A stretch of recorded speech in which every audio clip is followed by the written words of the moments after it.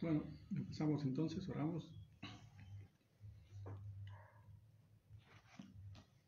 Padre, estamos hoy en tu presencia agradecidos otra vez porque nos tenés tanta misericordia que nos sostenés para que podamos llegar cada domingo a la reunión, el culto a tu nombre, a tu gloria, a tu palabra,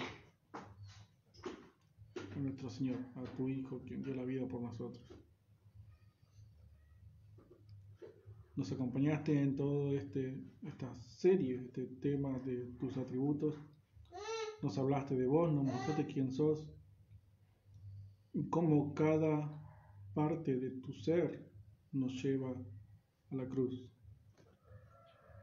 Y así te rogamos que nos acompañes hoy en el último de estos videos, en el último de estas exposiciones acerca de tu persona, para que todo salga bien y todo sea entendible para tus hijos que ya están en tu presencia y ya están con vos, y para tus hijos pródigos que todavía no te conocen, no te reconocen como su padre. Y al final de todo entonces sea glorificado y exaltado tu nombre por sobre todas las cosas, porque para eso estamos. Así que ayúdanos en esta reunión, porque somos débiles y no podemos hacer las cosas por nuestra cuenta. Gracias te damos por escucharnos y por hablarnos sin que seamos nada. Gracias por tu Hijo y por la cruz. Amén.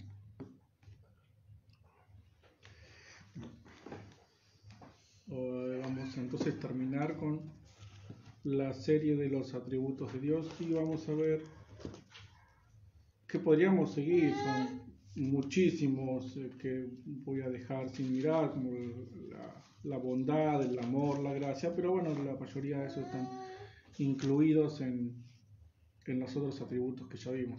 Hoy el último que vamos a ver es la santidad.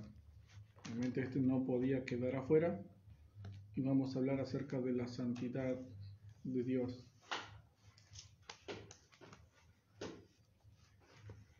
Entonces, Dios es santo.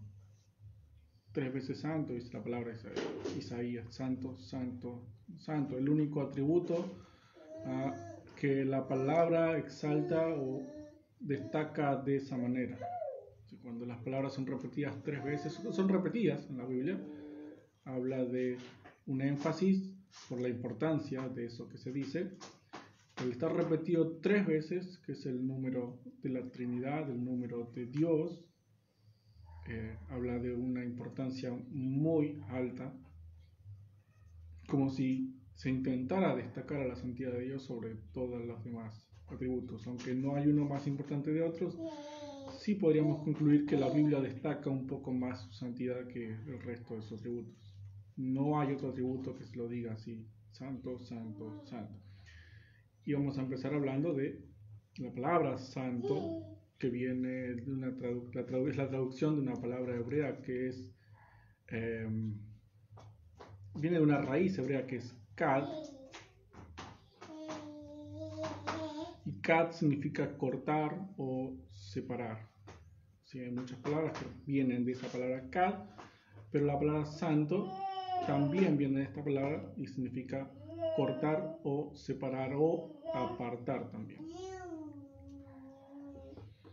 Entonces, de ahora en adelante, cada vez que hablemos de la santidad de Dios, cada vez que digamos que Dios es santo o que algo es santo, pero sobre todo Dios, tenemos que pensar en estas palabras: en separado, cortado, apartado. Cuando decimos entonces que Dios es santo, tenemos que pensar en que Dios está separado, Dios está apartado. Eso es exactamente lo que significa que Dios es santo, que está aparte. Dios es aparte. Y es aparte en 2 sentidos. Y vamos a ver hoy entonces de qué manera Dios es santo, qué significa exactamente que Dios esté apartado o que esté separado o que sea aparte. Primero que nada, Dios está aparte de su creación. Él es único. Que Dios sea santo significa que Él es único, que es único en su especie, que no hay otro como Él, que su creación está en una parte y Él está distanciado de su creación porque no hay otro como Él. No hay nadie que se le acerque, nadie que se le parezca, nadie como Él. Y esta parte o esta manera de ver la santidad tiene que ver con su majestuosidad. Es más, algunos llaman muy correctamente a la santidad como majestuosa santidad. Él es absoluta y completamente distinto de sus criaturas. Tiene una categoría propia, única y es imposible de copiar. Esta parte, esta forma de ver la santidad se puede utilizar para referirse, que de hecho se utiliza para referirse a sus otros atributos. Y podemos hablar de una ira santa, podemos hablar de un amor santo, podemos hablar de una justicia santa. Y se utiliza así como si Dios vistiera el resto de sus atributos con su santidad. O podemos incluso pensar en que Él se viste de santidad. Es más, la palabra habla de su santidad como si fuese la hermosura de Dios. Como si eso resaltara, como si eso hiciera resaltar todo su ser o hiciera brillar todos sus demás atributos. Dios se viste de santidad, se viste de majestad, también dice la palabra. Entonces, por su santidad, Él es único, Él está aparte o apartado o toma distancia de su creación. No hay nadie que esté a su altura. Él se eleva y cuando hablamos de sus atributos generalmente hablamos de trascendencia. Él trasciende toda especie, toda criatura, trasciende por encima y se eleva por arriba de toda su creación, absolutamente toda su creación, y se sienta en su trono como único en su especie. Y por supuesto la Biblia afirma esto con contundencia, por ejemplo en Éxodo capítulo 15, versículo 11. Oh Señor, ¿qué otro Dios es como tú? ¿Quién es tan grande y santo como tú? Eres muy poderoso, haces grandes milagros. Fíjense cómo relaciona la santidad con su unicidad, que Él es único. ¿Quién es tan grande y santo como tú? ¿Qué otro hay como tú? Que Dios sea santo significa que Dios está aparte y que no hay otro como Él. Isaías, que es un profeta que habla mucho de la santidad de Dios, por supuesto que también dice algo parecido. Isaías capítulo 40, versículo 25.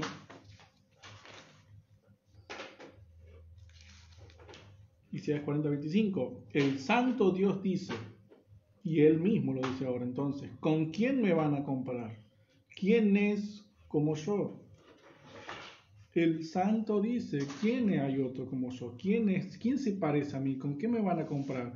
¿Qué figura van a hacer en la tierra con las manos? ¿Qué estatua, qué imagen pueden componer, dibujar? ¿O qué artista puede hacer algo que se me parezca a mí, que me represente? Nada. Si no hay nada ni nadie vivo que se le pueda acercar o parecer, mucho menos algo muerto como una estatua o una imagen puede representar su santidad, puede representar su majestad, su gloria. Job también hace hincapié en la santidad de Dios, en que Él es único. En Job capítulo 40, versículo 10. Job 40, 10 dice, entonces vístete, acá es Dios cuando se le aparece a Job en un torbellino para responderle finalmente a Job que se estaba quejando. Y le dice Dios a Job, si leemos del 9 lo entendemos mejor, ¿tienes la misma fuerza que Dios y voz de trueno como Él? Entonces vístete de grandeza y majestad y cúbrete de gloria y honor. Ahí Él mismo está diciendo, vos sos un ser humano, vos sos un hombre, vos sos carne y hueso, o carne y sangre, como dice la Biblia, y yo soy Dios. Si querés ser como yo, bueno, fíjate, vestite de gloria y majestad y tené mi fuerza y sé como yo, a ver si podés. Dios toma distancia de su creación. Ustedes están allá, yo soy Dios, no hay otro como yo. Él es santo, Él está aparte, no hay otro como Él. El teólogo alemán Rudolf Otto relaciona la santidad de Dios con términos o expresiones como una absoluta imposibilidad de aproximación o una absoluta suprema potencia o incluso terrible majestad. Cuando pensamos en su santidad tenemos que pensar en estas cosas. Terrible majestad. Es imposible acercarse a tal majestad, a tal potencia, a tal santidad. Es imposible de acercarse a Él. Es más, si leemos 1 de Timoteo capítulo 6, versículo 16, vamos a ver con qué compara Pablo a la santidad de Dios. 1 de Timoteo capítulo 6, versículo 16. Dios es el único que no muere, vive en una luz tan brillante que nadie se le puede acercar. Nadie ha visto a Dios y nadie puede verlo. A Él sea el honor y el poder por toda la eternidad. Amén. Él está en un lugar al que nadie puede acceder. Bueno, la Reina Valera traduce acá la luz tan brillante que nadie se le puede acercar como luz inaccesible. Él habita en luz inaccesible.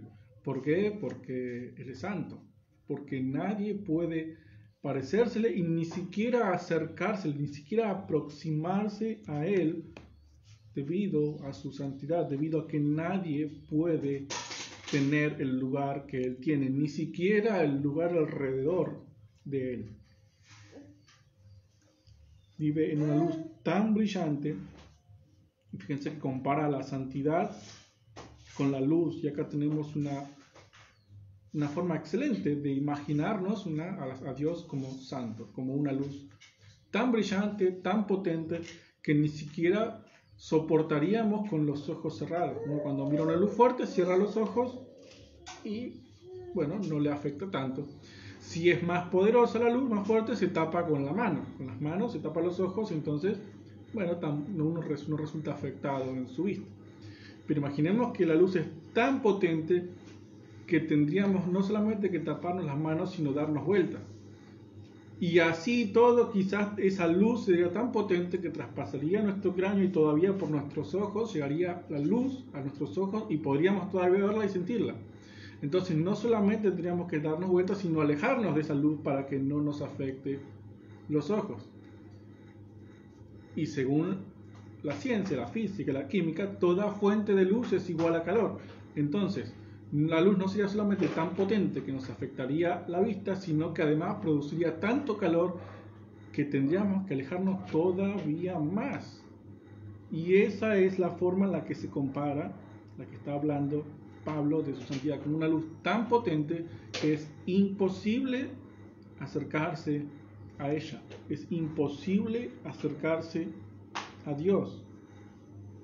Por eso dice, nadie lo vio y nadie puede verlo, porque nadie puede estar en su presencia con los ojos abiertos como si estuviese en un lugar común y corriente, porque Él es santo, porque Él es apartado, Él es inaccesible, Él es otro, es distinto, tan distinto que ni siquiera podemos verlo, ni siquiera podemos imaginar verlo. Él habita en una luz inaccesible, Él habita en su santidad. Y es más, el Salmo 11, en el capítulo 4 nos habla no solamente de la santidad de Dios mismo, sino de la santidad de su trono. Salmo 11:4, el Señor está en su templo santo, el Señor gobierna desde el cielo, su mirada capta todo lo que ocurre, con sus ojos examina a los hombres.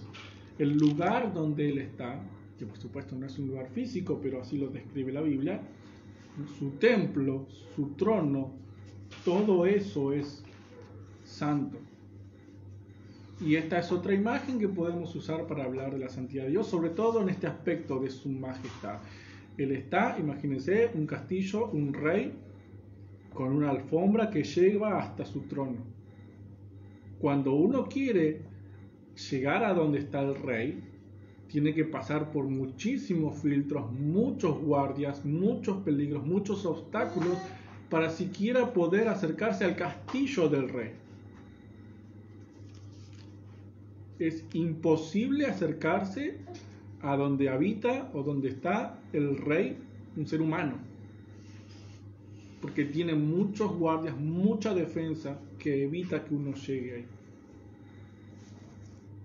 Entonces Él está como un rey, Él está aparte, Él es majestuoso, nadie puede acceder al lugar donde Él vive, absolutamente nadie, ni siquiera los ángeles, ni siquiera sus criaturas más santas y perfectas, nadie, porque Él es el Rey Santo, Él es su majestad. Entonces tenemos el aspecto de majestad de la santidad. Sí, Él está aparte, Él es una categoría distinta, Él está en una luz inaccesible, Él está sentado en su trono santo, en su templo santo, y es imposible acercarse a Él. Y nadie puede verlo. Nunca nadie lo vio y no se lo puede ver.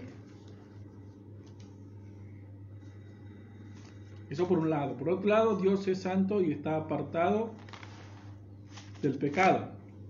Por lo tanto, este es el sentido, o este es el aspecto moral de la santidad de Dios. Él es puro, Él es perfecto. Él está separado, apartado, alejado del pecado, que es la infracción de la ley moral de Dios. ¿Sí? Pecar es ir en contra de la ley de Dios, de la ley que Dios dio, de los 10 mandamientos y todo lo demás, que son mandamientos morales, que hacen que uno sea o deba ser como Él es, santo. Entonces Él está apartado no solamente como especie, sino apartado del mal, apartado del pecado. Él es puro. Y este aspecto de su santidad apunta a la importante pureza o majestad moral de Dios. Antes era una majestad, podríamos decir, externa, ahora es una majestad interna, moral. Y este aspecto de la santidad puede definirse como la perfección divina, en virtud de la cual Dios eternalmente quiere y mantiene su excelencia moral, aborreciendo el pecado y exigiendo pureza a sus criaturas morales. Él mantiene su excelencia moral, su perfección, Él no tiene mancha, está inmaculado, y lo hace aborreciendo y alejándose del pecado, y además exige la misma pureza de todas sus criaturas morales, no de los animales, de los seres humanos. Él se aparta del pecado. Y Job también habla al respecto. En el capítulo 34, versículo 10, dice, hablando Eliú: así que ustedes los sensatos escúchenme. Con toda seguridad que Dios no tiene nada que ver con el mal. El Todopoderoso no tiene nada que ver con la perversidad. Él está alejado. Él no tiene nada que ver con todo lo que significa pecado, maldad, oscuridad, perversidad, impiedad. Él está alejado de eso.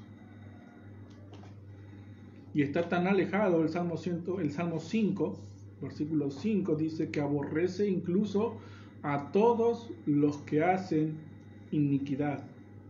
Él odia tanto el pecado que odia a aquellos que lo practican constantemente, porque son sus enemigos. Ellos son infractores de la ley, opositores de la santidad de Dios. Viven en la inmundicia, viven en el pecado, viven manchados de pecado. Por lo tanto, Dios se aparta de ellos y los aborrece, porque aborrece el pecado y no puede acercarse, no puede verlos, como lo dice Habacuc en el capítulo 1, versículo 13. Habacuc 1:13 dice exactamente eso. Él no puede ver el mal.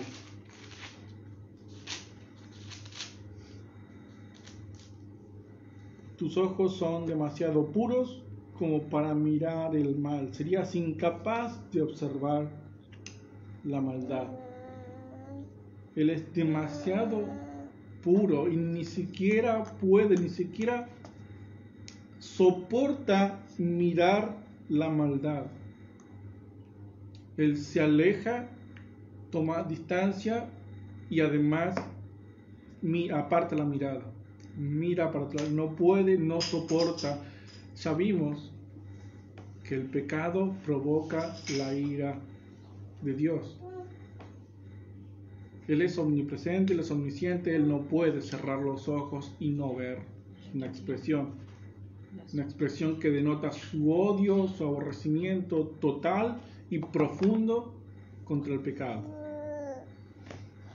Porque Él es santo, Él es inmaculado, Él se aparta de todo lo que es impuro, de todo lo que no es como Él. No puede acercarse a la maldad, no puede mirarla, no puede soportarla y debe, como ya lo vimos, porque Él es justo, castigarla.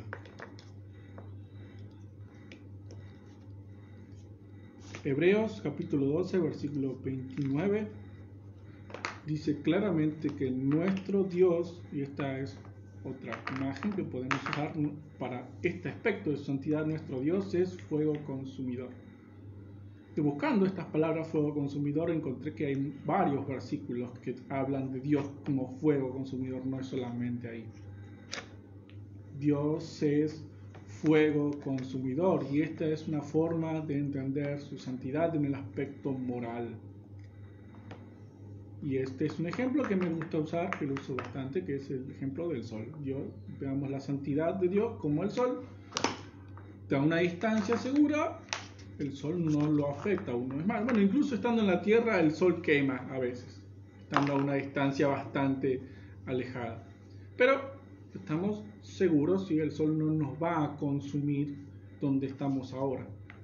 Pero a medida que uno se va acercando, si uno pudiera acercarse lentamente al sol, si uno tuviera una nave, tuviera un traje especial con el que pudiera acercarse o aproximarse cada vez más al sol, llegaría a un punto en el que seríamos consumidos.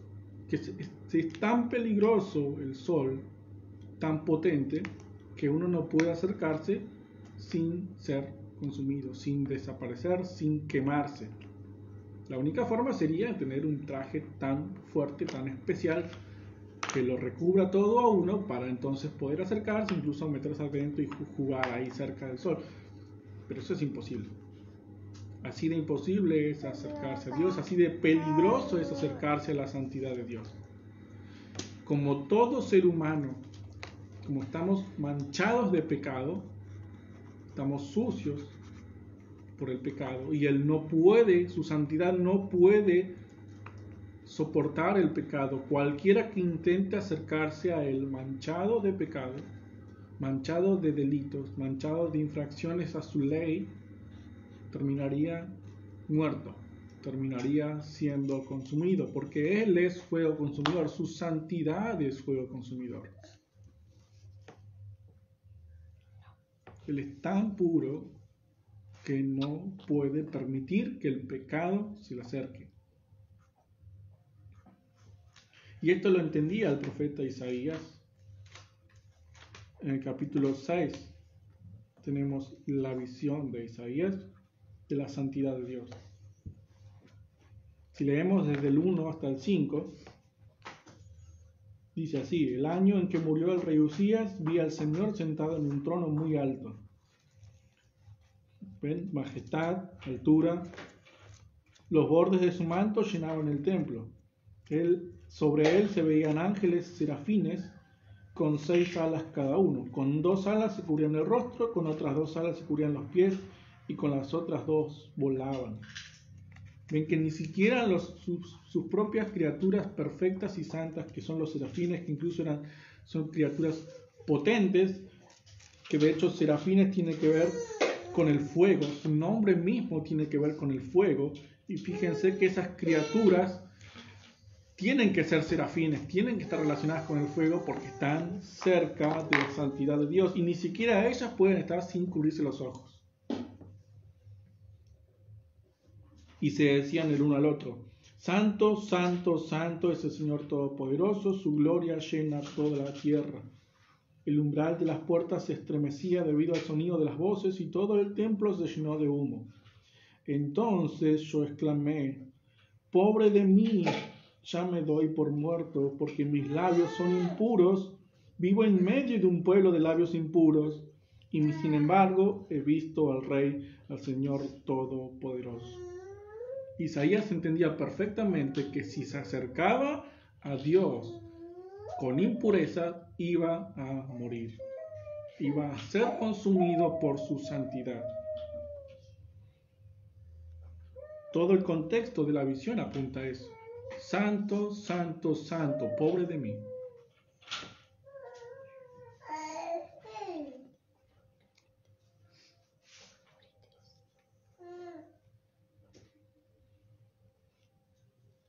Entonces tenemos estos dos aspectos de la santidad de Dios, como su majestad física, podríamos decir, que se aparta como un rey en su trono santo, y su majestad moral, su excelencia, su pureza moral. Él es perfecto en moral y ética, en juicio, en justicia, en absolutamente todo. Y eso significa que lo que no es como Él y se acerca a Él es consumido por su pureza. Es tan puro que consume lo impuro, que quema lo impuro. Isaías lo entendía. Pobre de mí, dijo el profeta. Ahora, ¿cómo es que determinamos quién es puro y quién es impuro? ¿Quién puede entrar a la santidad de Dios y quién no? Porque vimos que nadie puede hacerlo a menos que, y ya vine hablando algo al respecto, y lo dije también la semana pasada, a menos que esté a su altura. Él tiene un estándar de justicia, tiene un estándar de moral, tiene un estándar de santidad, tiene un estándar de majestuosidad, y para acercarse a Él hay que ser como Él. No hay otra forma. Y la forma en la que Dios manifiesta su santidad en el mundo, la expresa para que uno pueda parecerse a Él, es con su ley. Romanos capítulo 7, versículo 12 dice que la ley es santa y el mandamiento es santo, justo y bueno. La ley es una manifestación en la tierra de la santidad de Dios. Por medio de la ley se conoce el pecado. Por medio de la ley entendimos entonces que todos pecamos, y la palabra dice que como todos pecamos, estamos todos destituidos de la gracia de Dios. Cualquiera que peca no puede entrar al castillo del rey. No tiene permitido entrar a la presencia de Dios. ¿Por qué? Porque rompió la ley, quebrantó la ley. Cualquiera, la más mínima. ¿Mentiste alguna vez en tu vida? Afuera del castillo, afuera de la santidad, de la gloria y de la presencia de Dios. No podés entrar, porque Él es santo y no permite entrar al delincuente a su castillo, a su trono. Todo el mundo destituido por ser pecador. Y dice la palabra también muy claramente que sin santidad nadie verá al Señor. Es decir, Él es santo. ¿Querés entrar a su presencia? Tenés que ser santo como Él. ¿Y cómo sos santo? Cumpliendo la ley. pero nadie cumple la ley. Todo el mundo la quebranta, por lo tanto nadie es santo, por lo tanto nadie entra a la presencia de Dios. Nadie va al cielo. Hasta acá, todo el mundo va al infierno, porque su presencia es santa, su cielo, su paraíso, su hogar es santo. ¿Sos santo? Vas al cielo. No sos santo porque pecaste alguna vez en tu vida, no vas al cielo. Es así de sencillo. Lo dice la Biblia, lo dice Él mismo. Todo pecado, por más mínimo que sea, una vez en tu vida, y te quedás afuera del cielo, porque estás manchado. Y Él no permite que se le acerque nada ni nadie impuro. Isaías lo entendía. Él lo entendía. Él dijo, yo soy impuro, mis labios son impuros, no puedo estar acá, voy a morir. Y dijo, pobre de mí. Y por eso, pobre de aquellas personas que creen que por hacer cosas buenas merecen ir al cielo. O pobre de aquellas personas que se burlan de la santidad de Dios, que la ignoran completamente. De hecho, la santidad de Dios es su atributo que más se blasfema en el mundo, que más se deja de lado. Porque cuando la gente piensa en Dios, sí, Él es poderoso, Él es potente, Él puede sanar, Él puede hacer esto, puede hacer aquello, Él se enoja y dice, no hagas cosas malas porque Dios se enoja, conocen su ira, pero nunca nadie habla de la santidad de Dios, porque la santidad de Dios genera rechazo, genera miedo, genera impotencia, porque reconocer su santidad sería reconocer el pecado, sería reconocer nuestra bajeza, sería reconocer nuestra maldad, nuestra pobreza y reconocer que no merecemos nada. Y eso es impropio de la naturaleza humana. Así que la verdad es esta, como está escrito, como lo vimos hasta ahora. El pecado te mantiene afuera del cielo. Un pecado, cualquiera, te manchaste, afuera.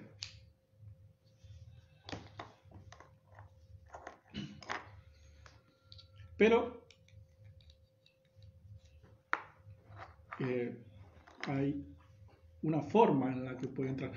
Si uno piensa en un rey poderoso, una persona quiere acercarse, puede hacer una petición formal, que el rey puede evaluar esa petición y puede permitirle, sí, guardias, córranse, dejen pasar, dejen que se acerque, que se arrodille ante mí, me pida, me hable lo que necesita. Un rey puede permitir, está en su poder, en su soberanía, en su decisión, permitir que alguien entre por más que no sea de su agrado o por más que no esté a esa altura. Depende de las reglas que él imponga. Bueno, Dios puso reglas para poder acercarse a Él. Él ideó un plan desde antes de crear el mundo, sabiendo todo lo que iba a pasar, para que cualquier persona, absolutamente cualquier persona, esté donde esté, en la condición que esté, pueda acercarse a Él. Y decidió entonces mandar a su Hijo, Jesús, a representar a la humanidad. Adán nos representó en el paraíso y lo hizo mal. Y nos trajo el pecado y la muerte. Jesús vino a reemplazar a ese Adán como representante de la humanidad. Él es llamado el Santo y Justo en Hechos 3:14, el camino, la verdad y la vida en Juan 14:16, el único mediador entre Dios, el Rey, la Majestad y los hombres en 1 Timoteo 2:5, y es visto como la escalera al cielo, en Juan capítulo 1, versículo 51. Él es el camino, Él es el sendero, la única forma de acceder al cielo, a la majestad, a la santidad de Dios. Porque Él vino, cumplió la ley de Dios perfectamente, no pecó nunca, Él no se manchó de pecado, Él fue santo, verdaderamente puro, verdaderamente justo.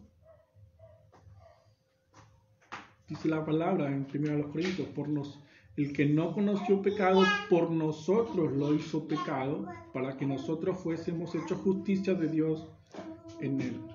Él no pecó nunca, él fue santo. Él fue perfecto, Él fue puro, Él fue majestuoso, fue justo. Cumplió la ley y fue tratado como si no lo hubiese hecho. Fue tratado no solamente por los hombres, sino por Dios como si hubiese pecado. ¿Para qué? Para que cualquier persona, por fe, creyendo en Él, creyendo en lo que Él hizo por nosotros, sea entonces tratado por Dios como si no hubiese pecado nunca. ¿Se entiende? ¿Se entiende eso? Jesús no pecó nunca. Él tiene permitido entrar a la presencia de Dios. Pero fue tratado como si fuese pecador y Dios lo excluyó en la cruz de su presencia. Por eso Él lo llamó Dios y no Padre cuando estaba en la cruz, porque se separó de Él. Dios se apartó de Jesús porque estaba cargado de los pecados de todos los que van a creer en Él. Él se apartó de su propio Hijo porque estaba cargado con el pecado. Y lo hizo así para que nosotros, estando cargados del pecado, por fe, creyendo en Él, soltemos, o mejor dicho, Él tome nuestros pecados, nos los saque de encima para que entonces podamos entrar a la presencia de Dios, al cielo mismo. Si estando en vida creemos en Jesús, creemos en que Él murió por nosotros, creemos en que Él resucitó venciendo la muerte y fue llevado al cielo y glorificado por el Padre, en vida, si creemos en vida eso, cuando muramos, entonces vamos a tener acceso a la santidad, a la presencia, al trono, al castillo del Rey Santo. Porque Jesús vivió justo para que nosotros, como injustos, entremos igual. Jesús murió, Jesús se reemplazó, Jesús tomó nuestro lugar. Ya el castigo por nuestros pecados cayó sobre Él. La exclusión ya fue puesta sobre Él. Nosotros podemos entrar. Ahora, el que no cree, el que pasa toda su vida en este mundo ignorando el Evangelio, ignorando la ley de Dios, por más bueno que sea, por más buen samaritano que sea en el mundo, por más obras de caridad que haga, si no se rindió ante el Rey, si no se rindió ante Jesucristo, si no fue a la cruz, si no creyó en Él, va a quedar afuera del castillo del Rey Santo. ¿Y a dónde va a ir? Al infierno.